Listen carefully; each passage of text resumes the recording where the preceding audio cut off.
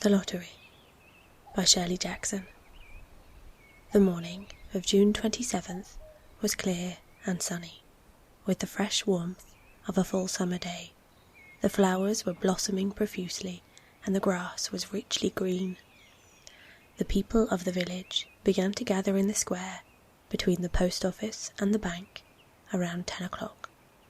In some towns there were so many people that the lottery took 2 days and had to be started on June 25th. But in this village, where there were only about 300 people, the whole lottery took less than 2 hours, so it could begin at 10 o'clock in the morning and still be through in time to allow the villagers to get home for noon dinner. The children assembled first, of course. School was recently over for the summer, and the feeling of liberty sat uneasily on most of them. They tended to gather together quietly for a while before they broke into boisterous play, and their talk was still of the classroom and the teacher, of books and reprimands. Bobby Martin had already stuffed his pockets full of stones, and the other boys soon followed his example, selecting the smoothest and roundest stones. Bobby and Harry Jones and Dickie Delacroix eventually made a great pile of stones in one corner of the square and guarded it against the raids of the other boys. The girls stood aside, talking amongst themselves, looking over their shoulders, or rolled in the dust, or clung to the hands of their older brothers or sisters. Soon the men began to gather, surveying their own children, speaking of planting and rain, tractors and taxes.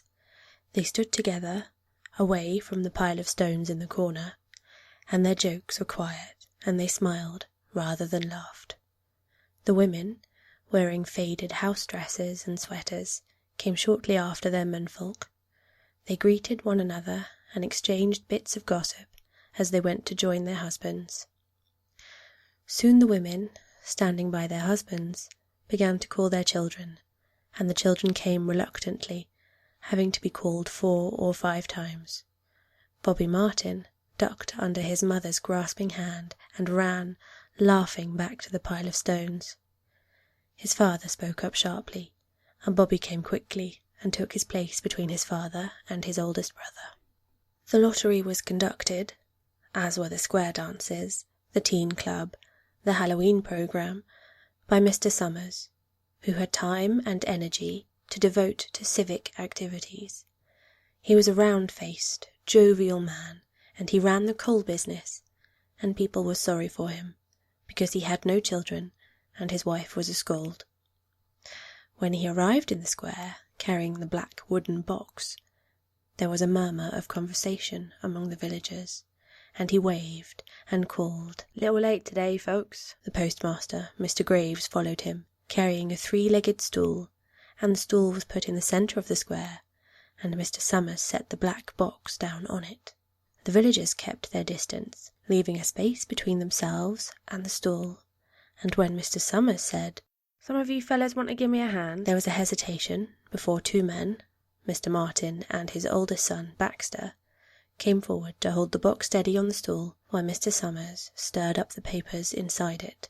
The original paraphernalia for the lottery had been lost long ago, and the black box now resting on the stool had been put into use even before Old Man Warner, the oldest man in town, was born. Mr. Summers spoke frequently to the villagers about making a new box, but no one liked to upset even as much tradition as was represented by the black box. There was a story that the present box had been made with some pieces of the box that had preceded it, the one that had been constructed when the first people settled down to make a village here. Every year, after the lottery, Mr. Summers began talking again about a new box, but every year the subject was allowed to fade off without anything's being done. The black box grew shabbier each year. By now it was no longer completely black, but splintered badly along one side to show the original wood colour, and in some places faded or stained. Mr. Martin and his oldest son Baxter held the black box securely on the stool until Mr. Summers had stirred the papers thoroughly with his hand. Because so much of the ritual had been forgotten or discarded, Mr. Summers had been successful in having slips of paper substituted for the chips of wood that had been used for generations. Chips of wood, Mr. Summer had argued, had been all very well when the village was tiny, but now that the population was more than 300 and likely to keep on growing, it was necessary to use something that would fit more easily into the black box.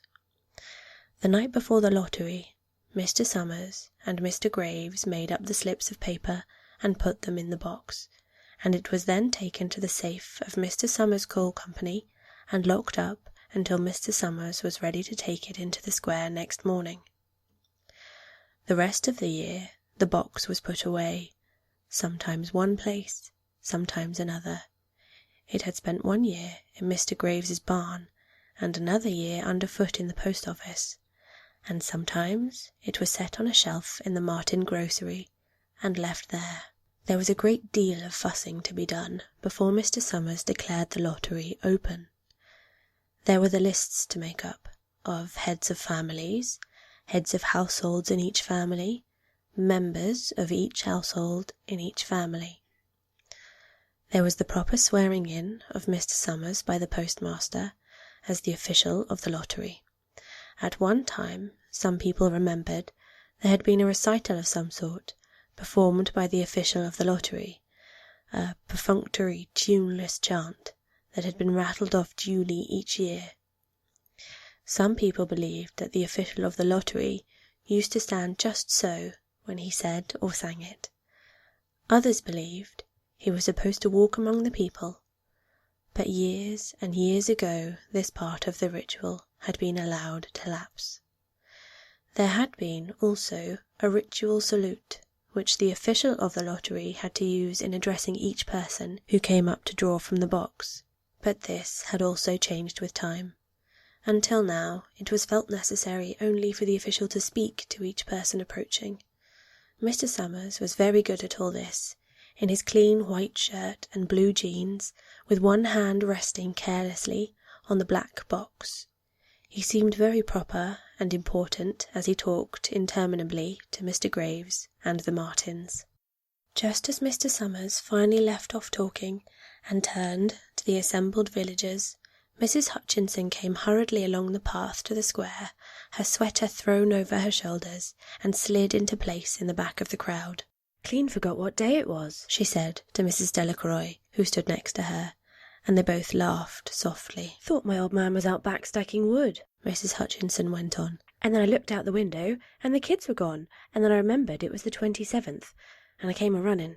She dried her hands on her apron, and Mrs. Delacroix said, "You're in time, though. They're still talking away up there." Mrs. Hutchinson craned her neck to see through the crowd, and found her husband and children standing near the front.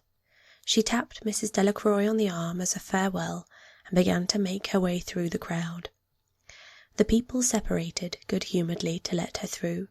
2 or 3 people said, in voices just loud enough to be heard across the crowd, "Here comes your Mrs. Hutchinson," and "Bill, she made it after all." Mrs. Hutchinson reached her husband, and Mr. Summers, who had been waiting, said cheerfully, "Thought we were going to have to get on without you, Tessie." Mrs. Hutchinson said, grinning, "Wouldn't have me leave my dishes in the sink now, would you, Joe?" And a soft laughter ran through the crowd as the people stirred back into position after Mrs. Hutchinson's arrival.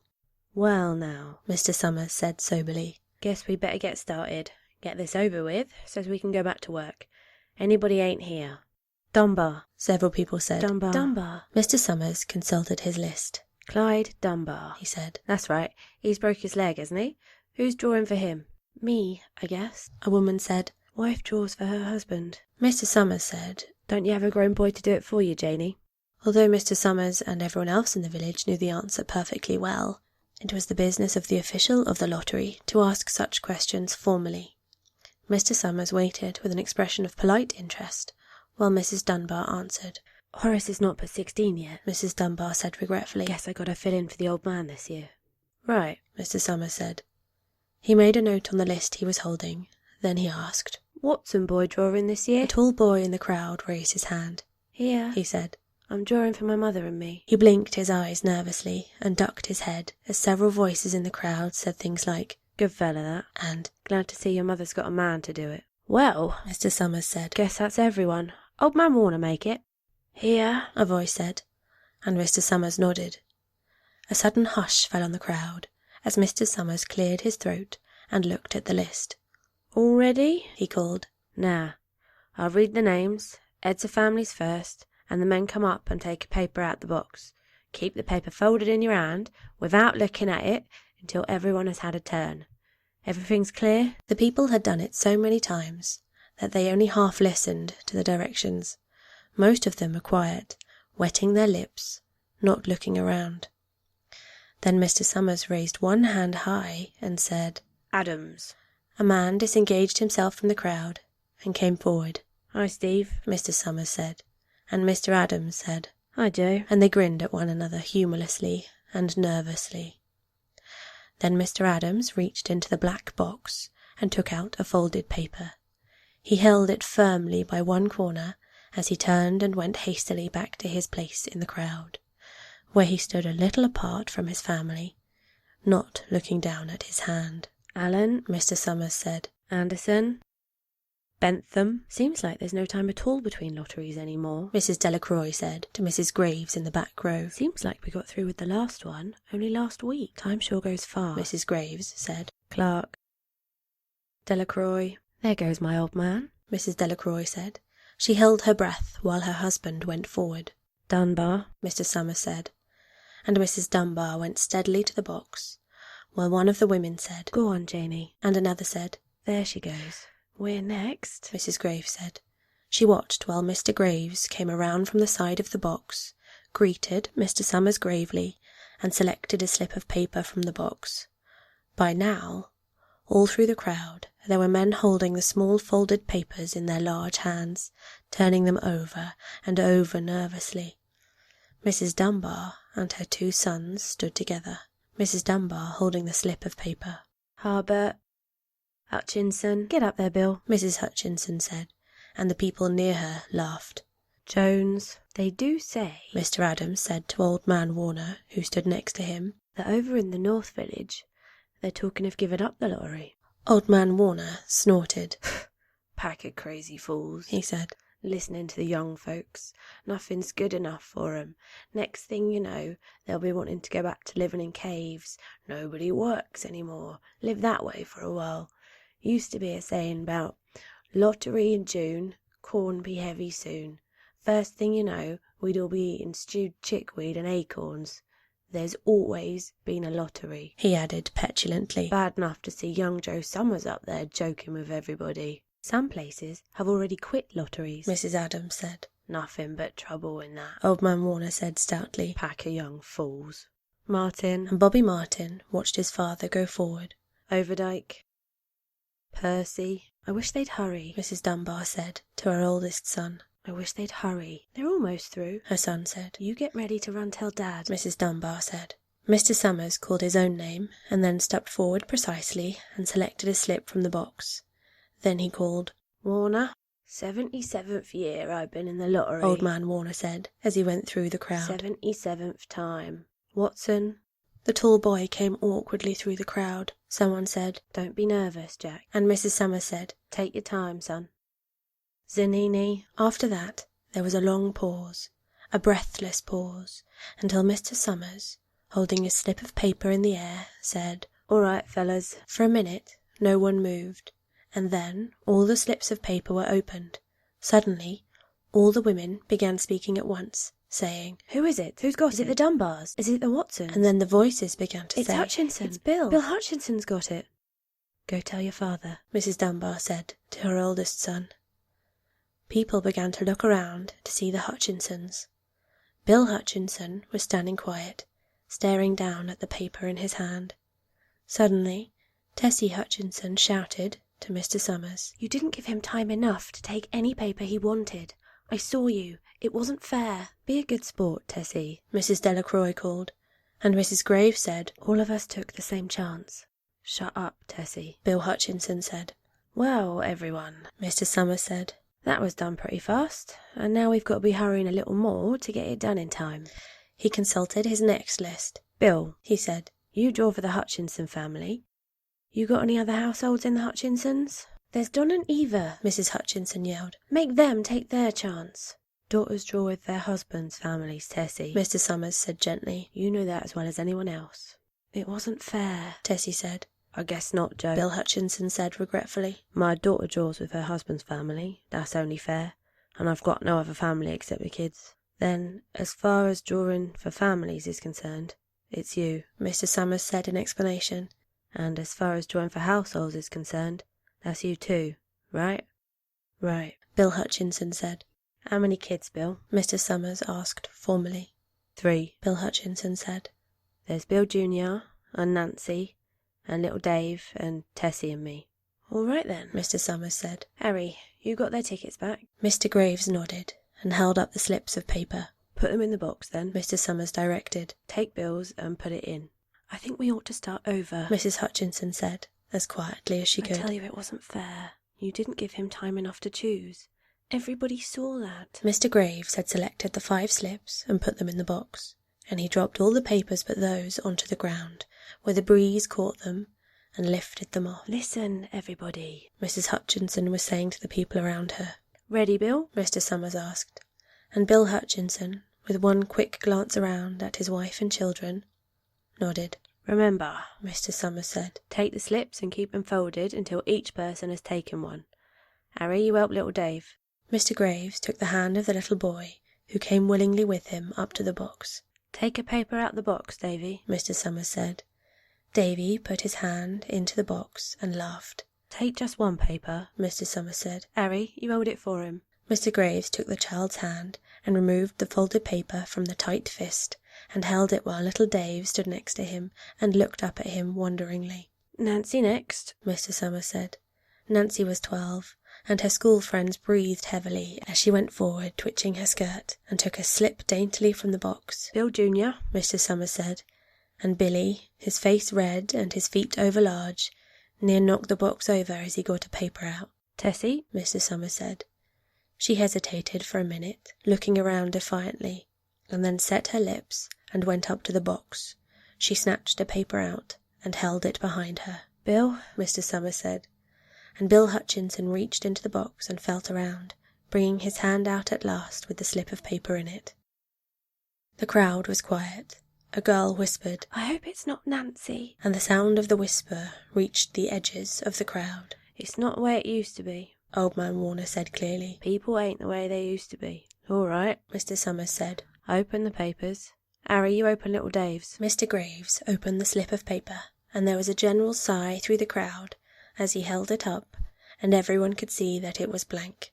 Nancy and Bill Jr. opened theirs at the same time, and both beamed and laughed, turning around to the crowd and holding their slips of paper above their heads. Tessie, Mr. Summers said. There was a pause, and then Mr. Summers looked at Bill Hutchinson, and Bill unfolded his paper and showed it. It was blank. It's Tessie, Mr. Summers said, and his voice was hushed. Show us her paper, Bill. Bill Hutchinson went over to his wife and forced the slip of paper out of her hand. It had a black spot on it, the black spot Mr. Summers had made the night before with a heavy pencil in the coal company office. Bill Hutchinson held it up, and there was a stir in the crowd. All right, folks, Mr. Summers said. Let's finish quickly. Although the villagers had forgotten the ritual and lost the original black box, they still remembered to use stones. The pile of stones the boys had made earlier was ready. There were stones on the ground with the blowing scraps of paper that had come out of the box.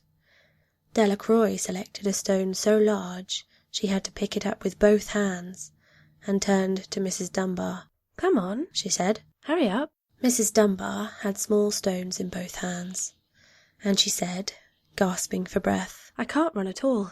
You'll have to go ahead, and I'll catch up with you. The children had stones already, and some gave little Davy Hutchinson a few pebbles. Tessie Hutchinson was in the centre of a cleared space by now, and she held her hands out desperately as the villagers moved in on her. It isn't fair, she said. A stone hit her on the side of the head.